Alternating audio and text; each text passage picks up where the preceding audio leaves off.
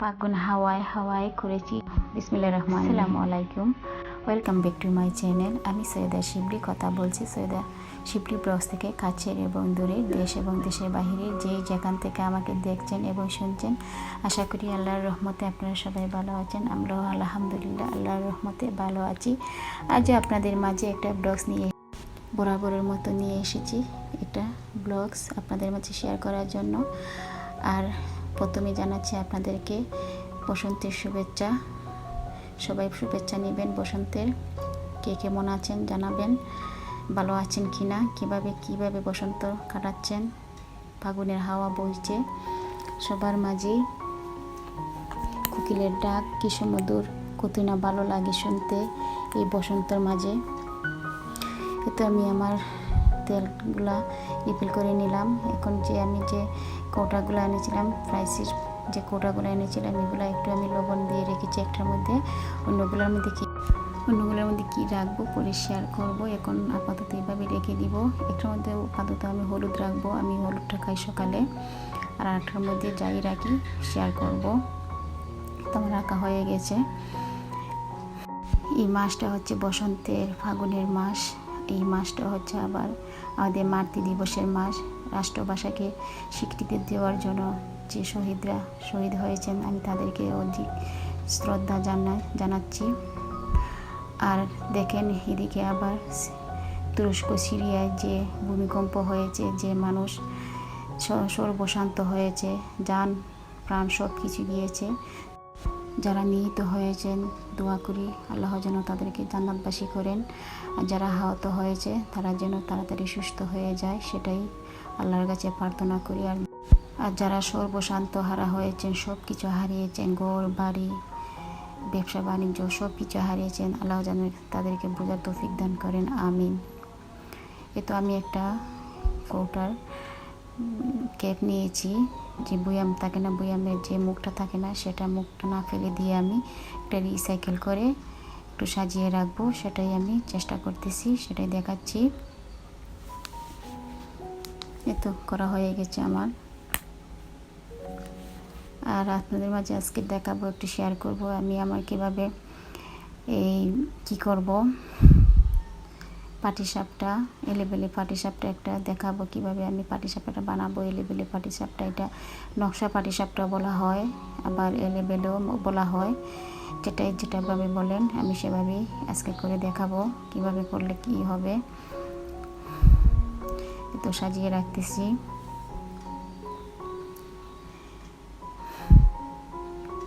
কোকিলের কুহুতানে আজ সুরেলা বসন্ত, সেই সুরের তালে মেতে উঠেছে সুদূর দিগন্ত। কেউ বলে ফাগুন, আবার কেউ বলে থাকে পলাশের মাস। পলাশের মাসও বলা হয় এই ফেব্রুয়ারি মাসটাকে।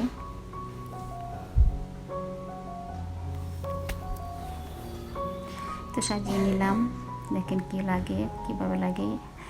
এটা আমার একটা কি গাছ, রিয়েল গাছ, এত স্পাইডার প্লান্ট। তো আমি বললাম না পাটিসাপটা করবো আজকে নকশা পাটিসাপটা করবো। এলেবেলে পাটিসাপটাও বলে, নকশাও বলে, যে যেটা বলেন আমি সেটার নাম দিয়েছি। এত প্রথম আমি 1 কাপ দিয়েছি ময়দা, তারপর 1 কাপ থেকে কম দিয়েছি ময়দা, প্রায় 2 কাপের মতনই। এরপরে 1 কাপ দিয়েছি চাউলের গুঁড়া।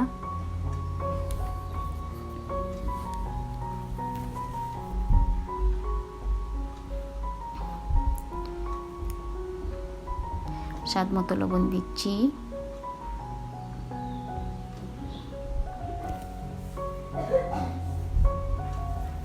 আমার বাসায় সবারই ঠান্ডা লেগে গেছে, ওয়েদার চেঞ্জ হচ্ছে তো সবারই ঠান্ডা লাগতেছে। আমারও একটু ঠান্ডা লেগেছে, কিন্তু আমার তেমন কি হয় নাই। কিন্তু আমার ওমর আর খালিদের ঠান্ডা লেগেছে, তাদের বাবারও ঠান্ডা লেগেছে। তো এখন একটু একটু করে পানি দিব আর বাটারটা গুলে নিব।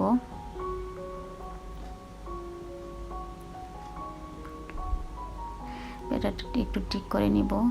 একটু একটু করে পানি দিয়ে ব্যাটারটা গুলে নিচ্ছি।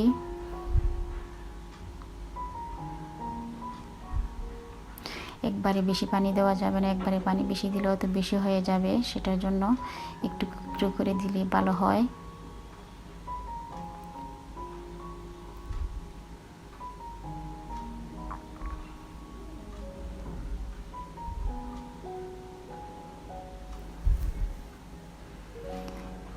দক্ষিণের হাওয়া দেখেন কি মধুর লাগে। যখন মাঝে মাঝে আমি বারান্দায় দাঁড়াই, যখন দক্ষিণের হাওয়াটা একটু মিষ্টি বাতাস লাগে, হাওয়াটা লাগে খুবই মিষ্টি লাগে, খুবই ভালো লাগে, একটা অন্য ধরনের অনুভূতি জাগে আমার কাছে। তেমন কীরকম একটা যেমন লাগে আমি নিজেও জানি না, খুবই ভালো লাগে, খুবই একটা প্রশান্তি লাগে।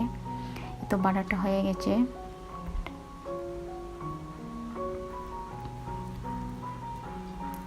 ব্যাটারটা তৈরি করতে একটু সময় লাগে, তো আমি এখন 20 মিনিটের জন্য ঢাকনা দিয়ে ঢেকে রাখবো। এদিকে এখন খিসা তৈরি করব। খিসার জন্য আমি 2 টেবিল চামচ ঘি দিয়ে দিচ্ছি।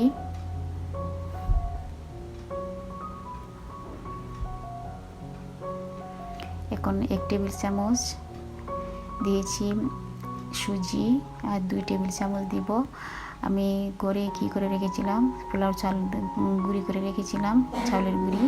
2 টেবিল চামচ চাউলের গুঁড়ি দিচ্ছি, দিয়ে এটার মধ্যে একটু নাড়াচাড়া করে ভেজে নিব একটু ফ্লেভার হওয়ার জন্য। এটা এইভাবে ভাজলে খুবই সুন্দর একটা স্মেল আসে, খুবই সুন্দর, খেতে ভালো লাগে, স্মেলটা খুবই ভালো আসে, একটা সুঘ্রাণ আসে।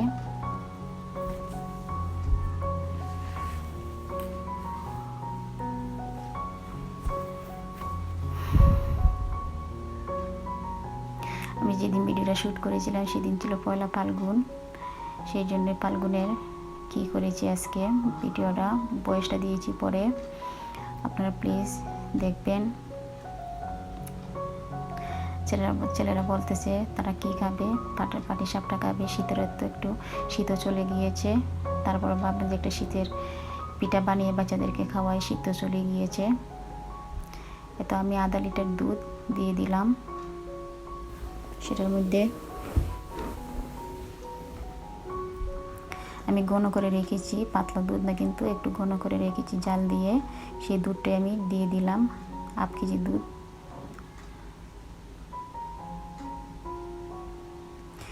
চারটা এলাচ দিয়ে দিলাম একটু ঘ্রাণের জন্য।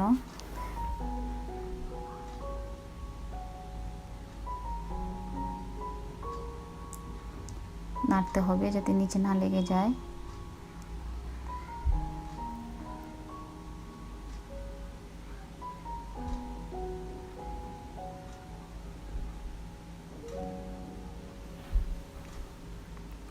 এতে এখন পাউডার দুধ দিয়ে দিচ্ছি, 2 টেবিল চামচ পাউডার দুধ, উঁচা করে বড় করে, মানে একটু বেশি দিব পাউডার দুধটা দিলে খেতে ভালো লাগে। যেভাবে করেন আপনারা, যদি এটার মধ্যে আরও দুধ দিতে চান আরও দিবেন। আমি একটু ঠান্ডা হওয়ার জন্য রেখে দিব, ঠান্ডা হওয়ার পরে আমি গুড় মিক্স করব। এখন একটু কোকো পাউডার দিয়ে আমি একটা ব্যাটার তৈরি করব।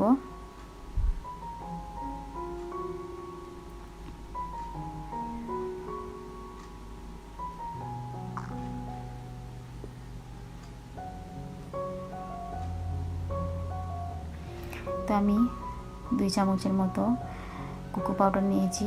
এখন সেটা যে ব্যাটারটা তৈরি করেছি সেই ব্যাটার থেকে আমি কিছু ব্যাটার এটার মধ্যে একটু মিক্স করব কোকো পাউডারের সাথে।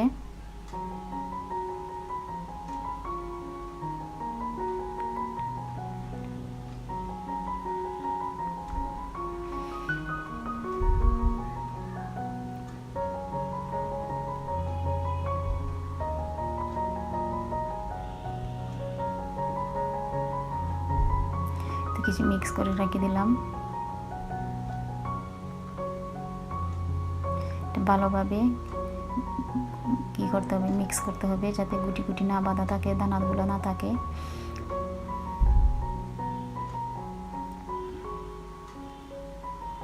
একটা স্মুথলি একটা ব্যাটার তৈরি করতে হবে। হয়ে গিয়েছে ডান আমার ব্যাটার।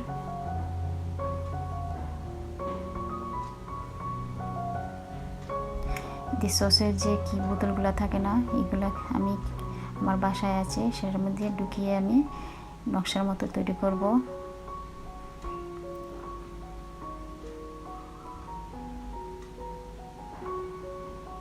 এগুলো কিনতে পাওয়া যায়, আপনারা কিনতে পারবেন, বেশিরভাগ মেলাতে পাওয়া যায়।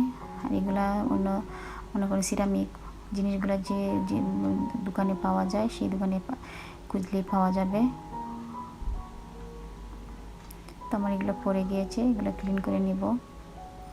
এগুলো ডালতে তো অনেক সময় পরেই, কিছু মনে করবেন না। তো আমার এদিকে একটু ঠান্ডা হয়ে আসছে কিসাটা। এখন আমি খেজুরের গুড় দিয়ে দিব সেটার মধ্যে।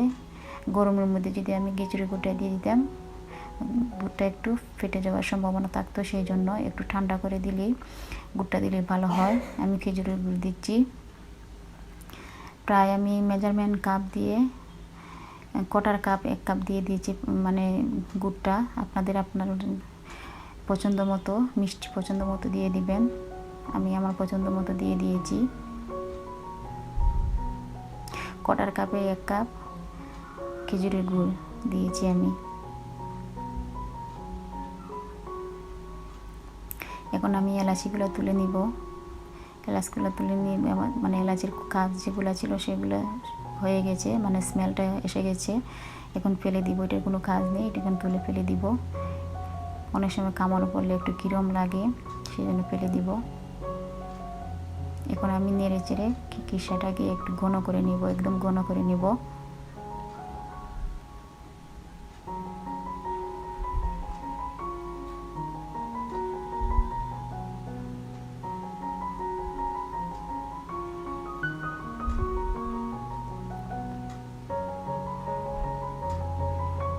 অনবরত নাড়তে হবে, নতুবা নিচে লেগে যাবে।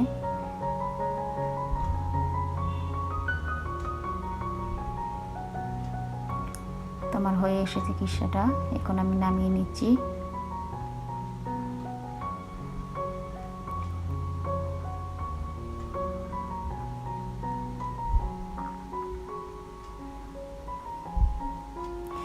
একটু ঘি দিয়ে দিলাম ফ্রাই প্যানে, দিয়ে আমি একটা টিস্যু দিয়ে মুছে নিয়েছি।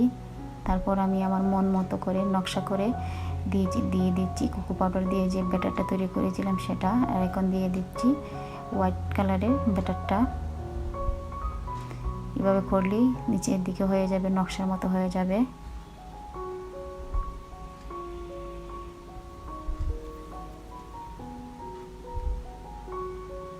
খেতে খুবই ভালো হয়েছিল, খুবই সুস্বাদু হয়েছিল, খুবই মজাদার। দেখতেও যেমন সুন্দর, খেতে খুবই ভালো হয়েছিল, মজা হয়েছিল।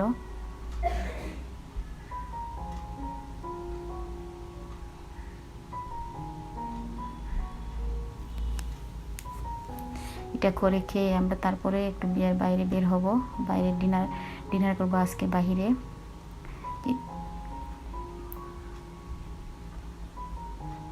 যে যেভাবে শেপ দিবেন, যেভাবে যার ইচ্ছা মতো শেপ দিতে পারেন, দিয়ে করতে পারেন, করে দেখবেন, ট্রাই করতে পারেন।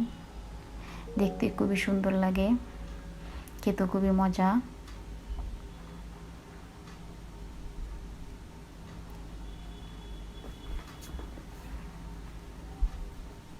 যে জিনিসটা দেখবেন দেখতে ভালো লাগে, সেটা খেতে ভালো লাগে।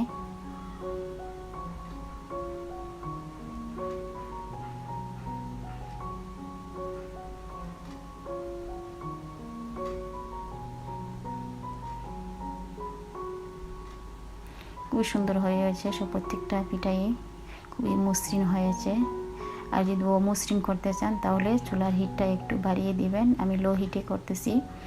যদি অমসৃণ করতে চান, অনেকভাবে মসৃণ পিঠা অনেকে পছন্দ করেন, অনেকে আবার অমসৃণ পছন্দ করেন।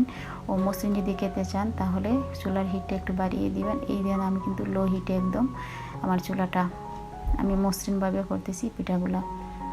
এই তো দেখেন, পিঠা একটা জিনিস বানাতে গেলে কতগুলো দোয়া লাগে, কতগুলো বড়ে এগুলো ধুতে হয় একটা জিনিস বানাতে গেলে। আমি দেখালাম আপনাদেরকে, এগুলো ক্লিন করে ফেলবো আমি, তারপরে যাব পিঠাগুলো দেখাবো। তো আমার দেখেন কি সুন্দর পিঠাগুলো হয়েছে, নকশার মতো হয়েছে।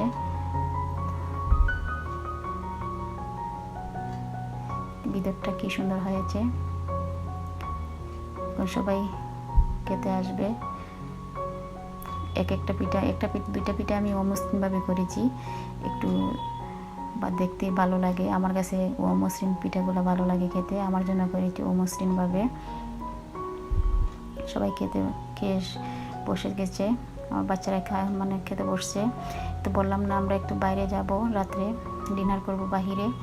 আপনাদের ভাইয়া বলতেছে এদিন তো পয়লা ফাল্গুন ছিল, তারা বাপ ছেলে ফাল্গুনের ড্রেস পরেছে, হলুদ ড্রেস। আমরা মা ছেলে আর পরি নাই, ছোটো ছেলে মানে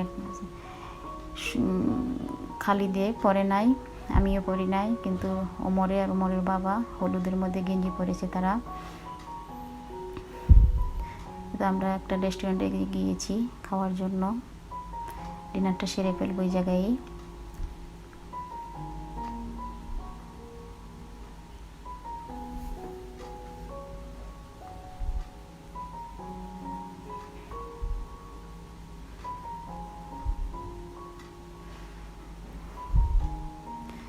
একটু শেয়ার করতেছি। আমরা ফ্রাইড রাইস অর্ডার দিয়েছিলাম, ফ্রাইড রাইস খেয়েছি আমরা সবাই। সবজি ছিল, চিকেন ফ্রাই ছিল, একটা সস ছিল, সালাদ ছিল, খুবই ভালো লেগেছে খেতে।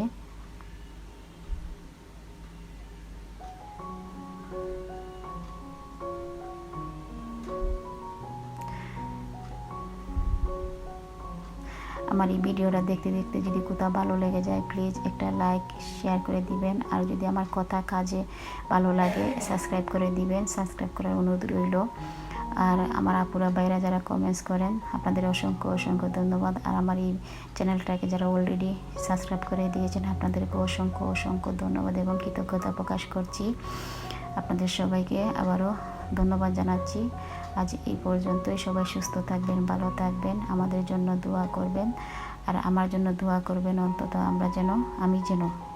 আমি যেন সামন দিকে এগোতে পারি এই দোয়া করবেন। আর আমি আপনাদের সবার জন্য দোয়া করি, আর সবার জন্য সবাই দোয়া করবেন। আল্লাহ হাফেজ, আসসালামু আলাইকুম।